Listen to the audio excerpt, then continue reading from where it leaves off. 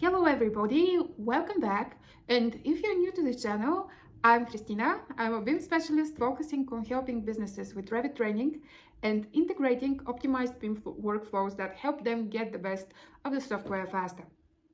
And one thing I really hate about Revit is the whole process of creating of material.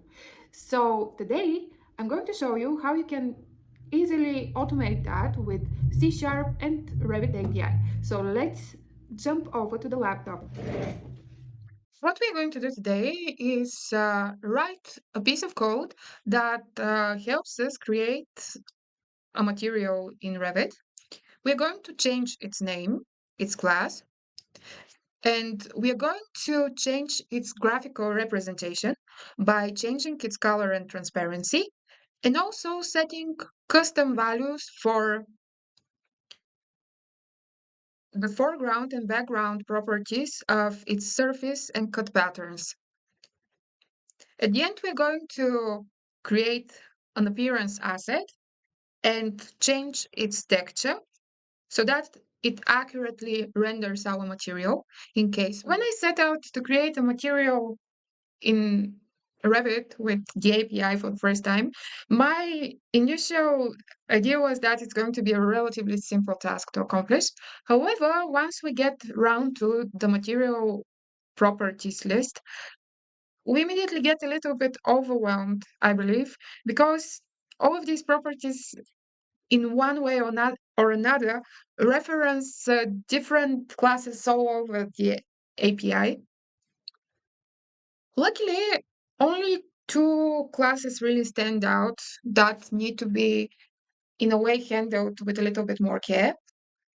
And these are the appearance asset element, practically the class that represents our texture for our material, and the other one is the fill pattern element. That when I think of the relationship between the fill pattern element class, the material class, and the appearance asset element class, I can't help but think about the relationship between siblings. Each of them demands attention and thinks that they're the most important component when it comes to creating our material. However, today I'm going to simplify things a little bit, and we are just going to harvest one of the pre-existing fill pattern elements in our document. And when it comes to the appearance asset element, we are just going to change the texture property, so to speak. So in my case, I've already initialized variables for each of the properties I'd like to change for our material. And I've set up a way for me to pick a custom texture for the appearance asset element. This aspect of the code I will not explain, as I believe it merits a separate video. And we're going to move on with creating our material from the material class.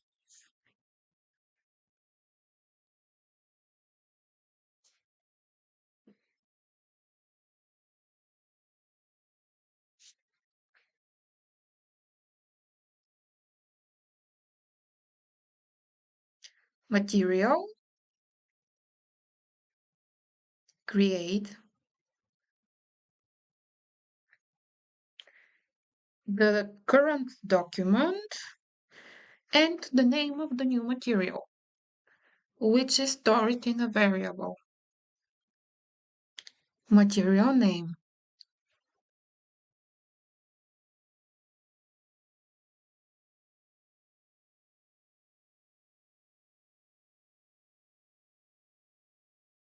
Right now, the result we have in our code is an element ID. We will have to harvest our material from the document now that it's already created and store it in a material variable, document, get element, pass off the ID of the new material, and make sure to redefine the result as material. Now that we have a representation of our material in our code, we can access each of its properties. Let's start with its class, material class. And once again, the value is stored in a variable, mat class.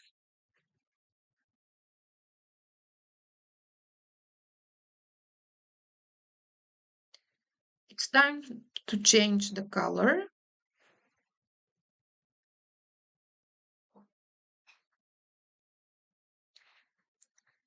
We are going to use the unicolor for the color of the material. And we are going to set its transparency.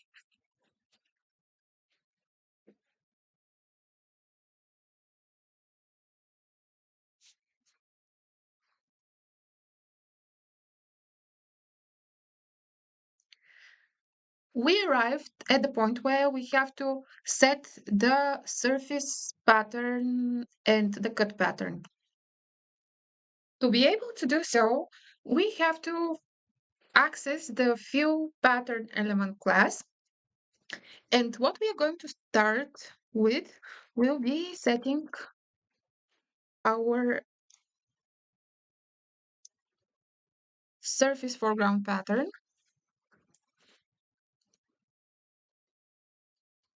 ID.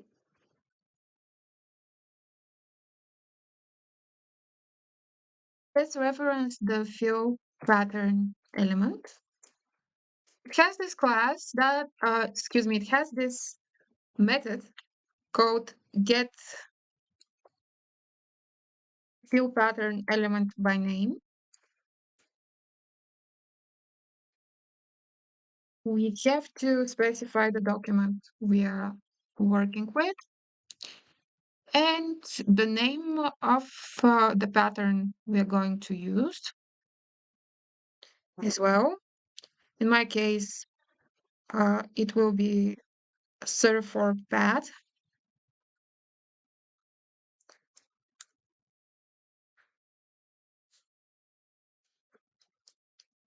Before feeding the method the name of our pattern, we have to set the target. This practically differentiates whether we are working with drafting pattern or model pattern. For the surface foreground pattern, we're going to use model. And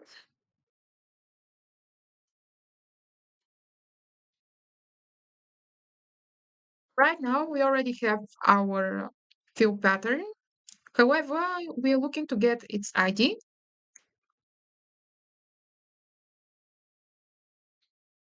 We are not finished yet with our pattern. It's time to set the color.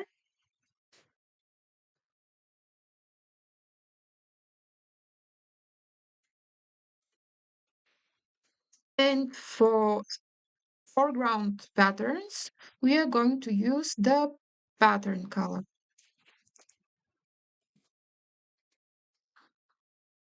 We are practically going to repeat the same for the other four properties.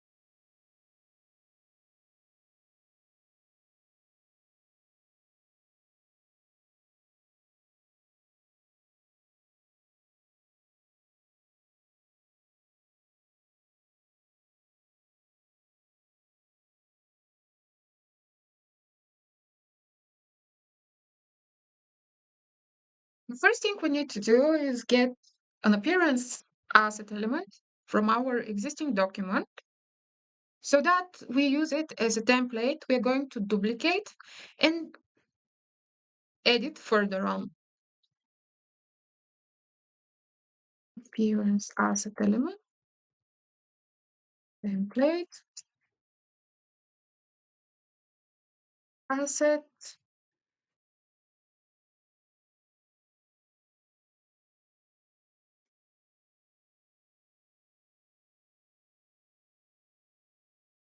similarly to the fill pattern element, we can get an existing appearance asset just by its name. Document.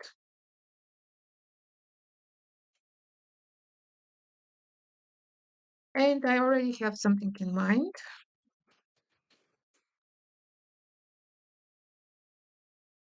It's time to create our new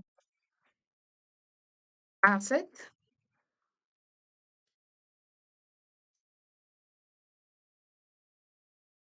By duplicating the existing one.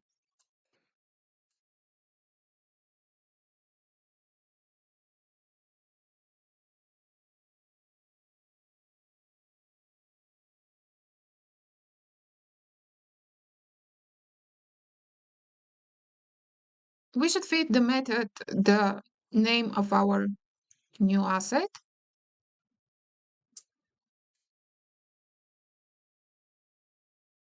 And something very important that we should not forget before we try to edit our asset is to set it as appearance asset to our existing material.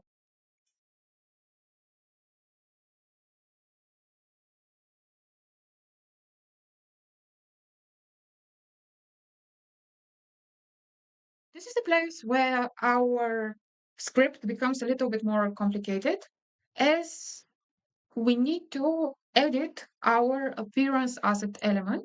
To do so, the first thing we need to do is turn it into an editable asset.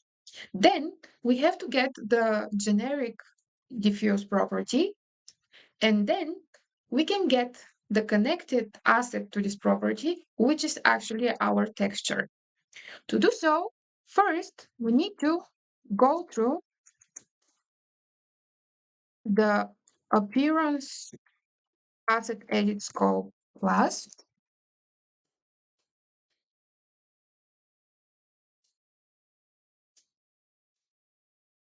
We're going to use the constructor, which requires the document in which our future editable asset is. So we go for new asset, document, and to turn our appearance asset element into editable asset, we have to start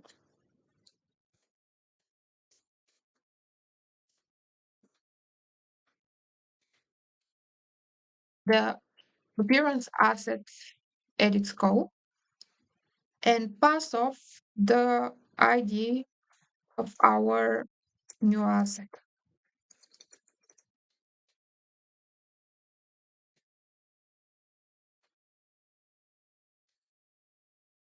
To keep the changes to our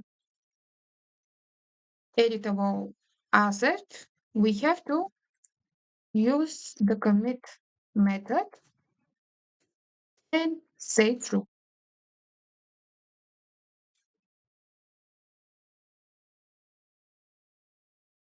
All right, now that we have our editable asset, it's time to get its connected.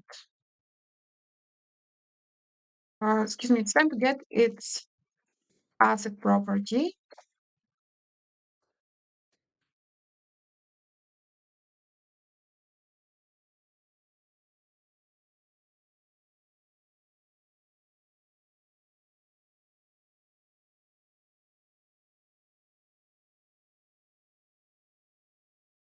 editable asset.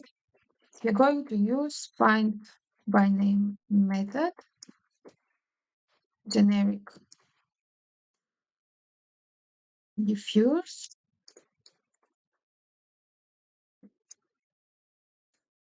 Now that we have the property that is responsible for the way we render our material, it's time to get its single connected asset, which in our case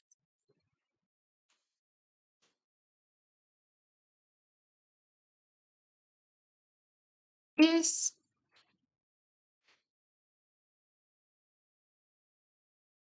actually the texture we are going to assign single connected asset.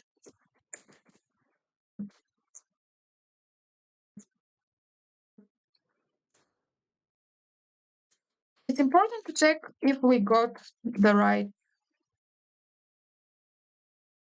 asset. So connected asset name,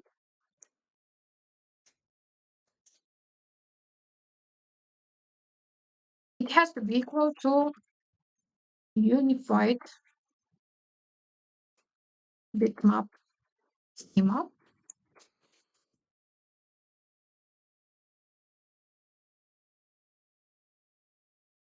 And if it if that's the case, it's time to get the path of this asset. Asset property string path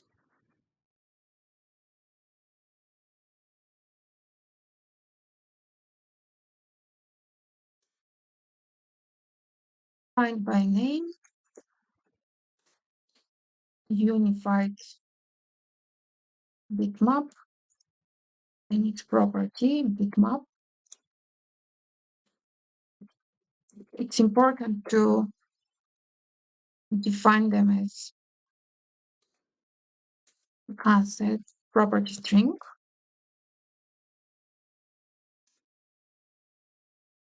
Okay, it's time to check if the new it's time to check if the new path will be a valid one. Path is valid value.